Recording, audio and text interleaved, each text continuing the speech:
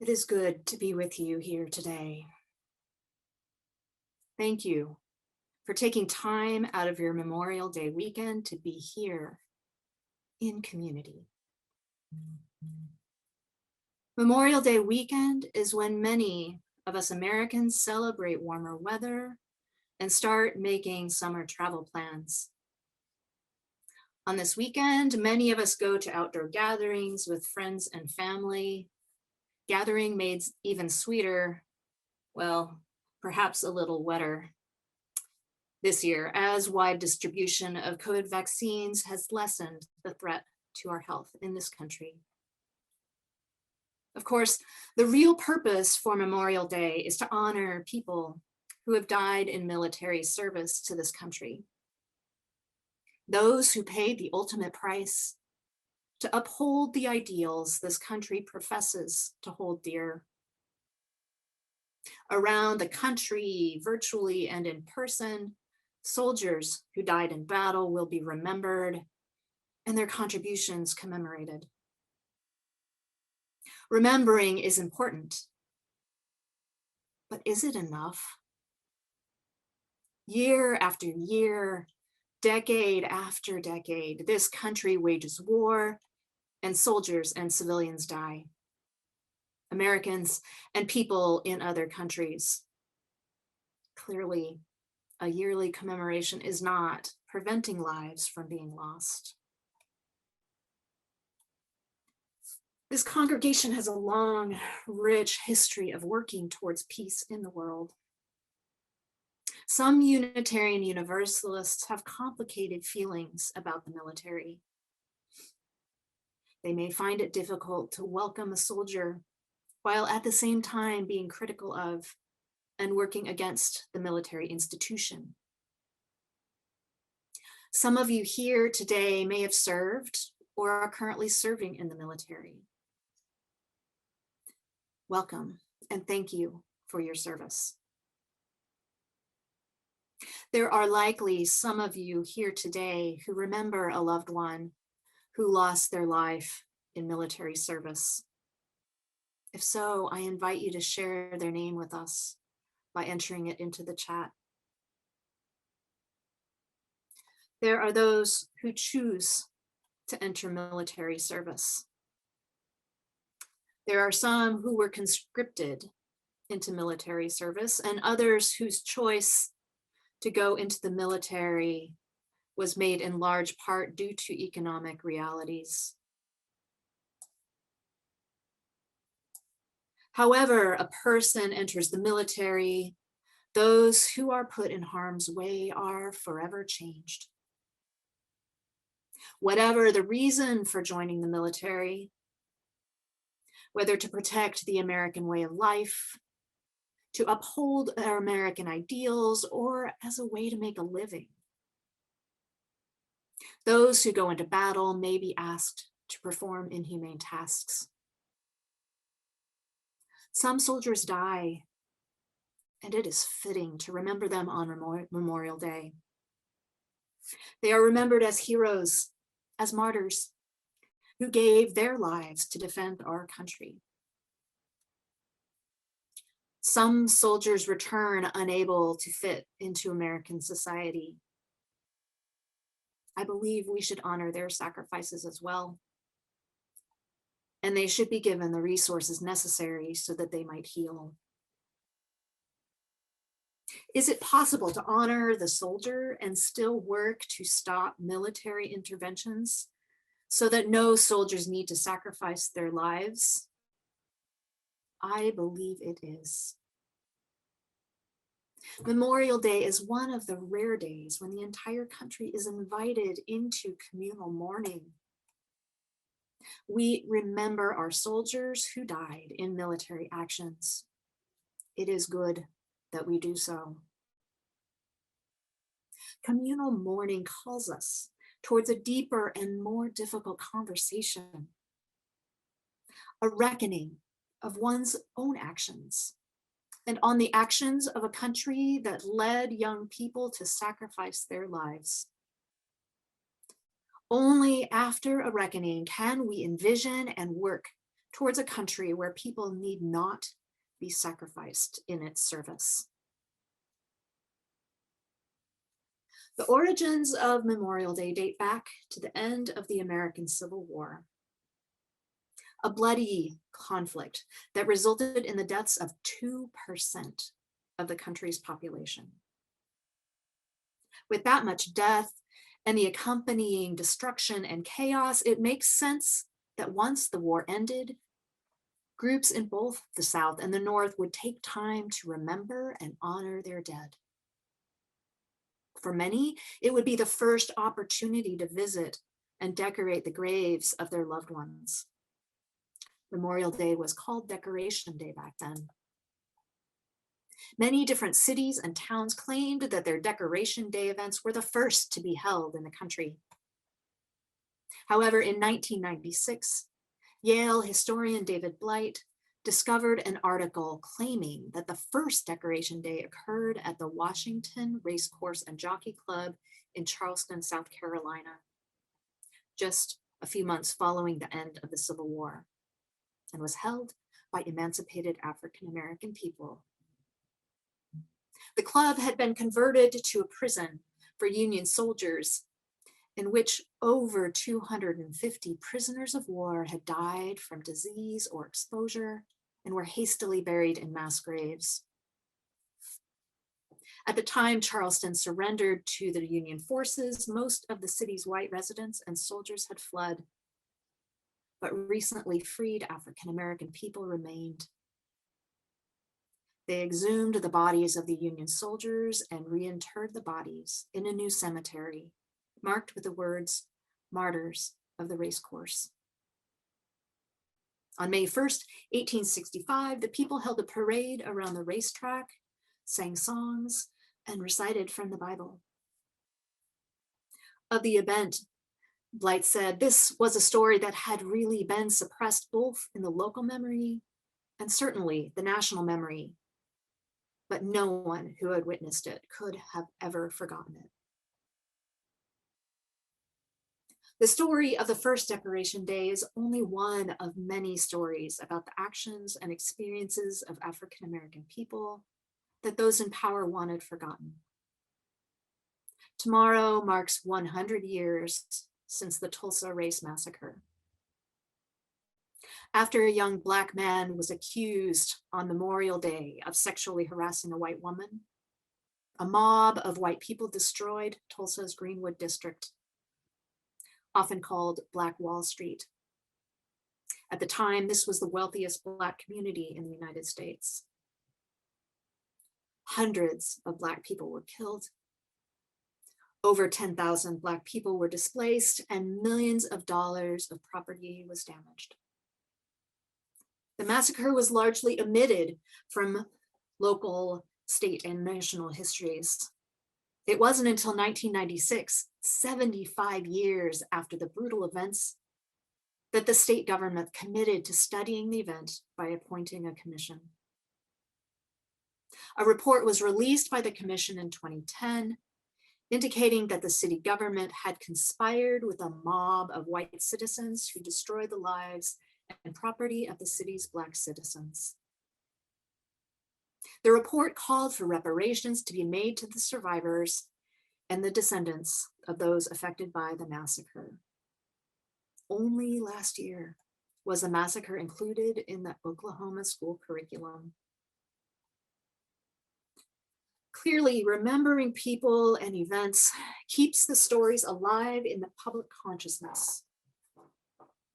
And it is not guaranteed that all stories will be remembered, particularly when eyewitnesses are no longer with us, or when their stories threaten the status quo. Too often, those in power create the narrative. They tell their version of the story first and work to suppress any alternate accounts. The more important the event, the more the story must be shared. In times of great loss or threat of loss of human lives or of ways of life, this is when the process of communal grief and mourning becomes critical. Rabbi Sharon Brous identifies 3 steps to a community's response to loss. The first is to grieve and mourn together, to remember what has been lost. The second is to reckon with the loss, to tell hard and uncomfortable truths about what led to the loss and what new learning has been uncovered by the loss. The third is to rebuild. And not just to replace what was lost, but to build anew, based on the new truths that have come to light as a result of the loss. There is a need to speak the names of those who have been lost, to remember as a community the ways of life that are gone. Only when we honor and name what has been lost, together in community with others who share the loss, can we hope to make sense of what has been lost, to make some meaning out of the loss. This is what I love about the account of that raw and complicated moment in Union Square we heard earlier, the one that followed the horrible events of September 11th. The account captures the vulnerability, the tenuousness, the messiness of people coming together to grieve and to remember, to acknowledge the gravity of what has happened, to tell their stories, to start making some sense of it all by coming together as neighbors, as a community, rather than relying on the media to tell the story and to make the meaning for them. The more unbelievable or horrible the events, the more important it is to be open to the realities of what happened. Theologian Serene Jones says of public mourning, it's a strange fear that somehow, if we come to grips with those horrors, we're somehow going to die from them. And that's simply not true. You're set free, actually, by the telling of the truth.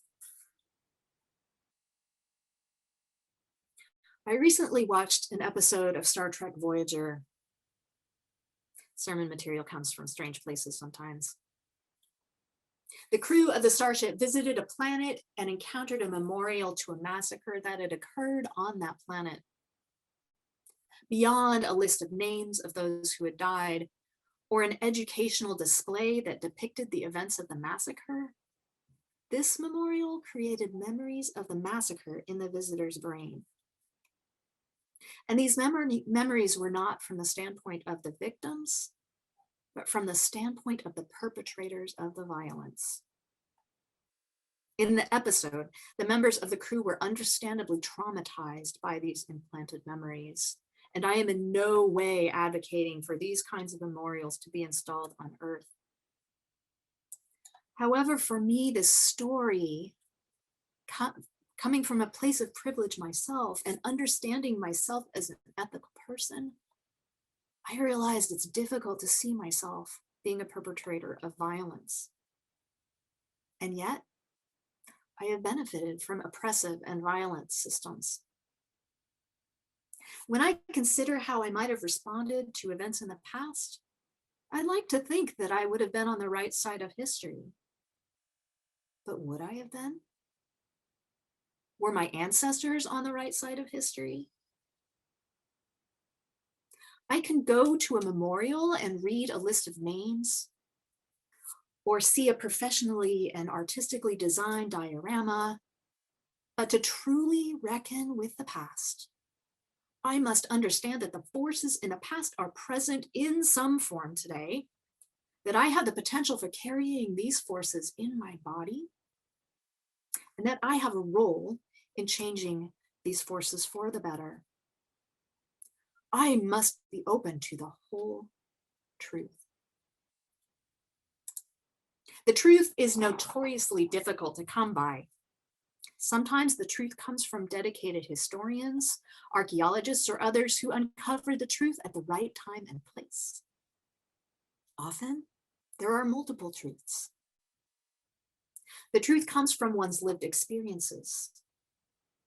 The truth comes from listening deeply to the lived experiences of others in a spirit of love and compassion.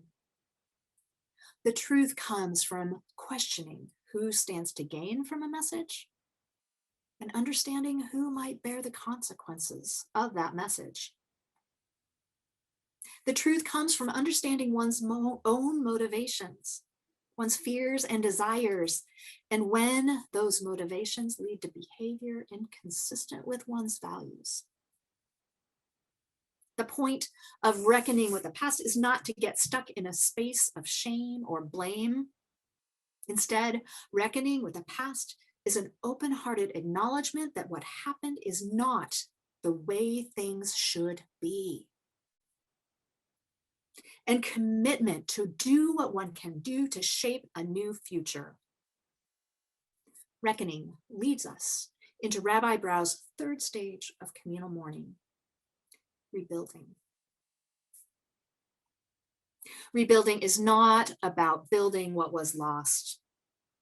It's about building a new way in light of what we learned from reckoning with loss. These past couple of years have uncovered a lot of difficult truths about racism, injustice, violence, and the very ability of the earth to support human life. There is a lot to reckon with. The way we humans have been living is not equitable and may not be sustainable. How do we build a new path forward now that we have remembered and reckoned with the past? It starts with imagining the world we want to build. Let's imagine together now. I invite you to type into the chat what this new world looks like for you.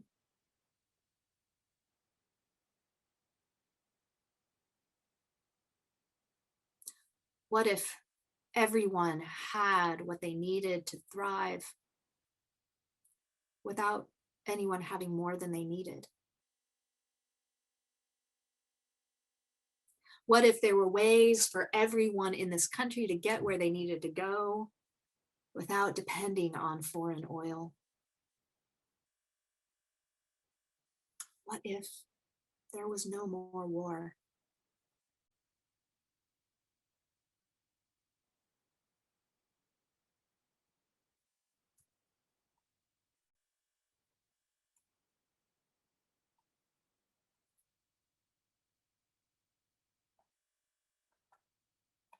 I know this has been a difficult year for many of us.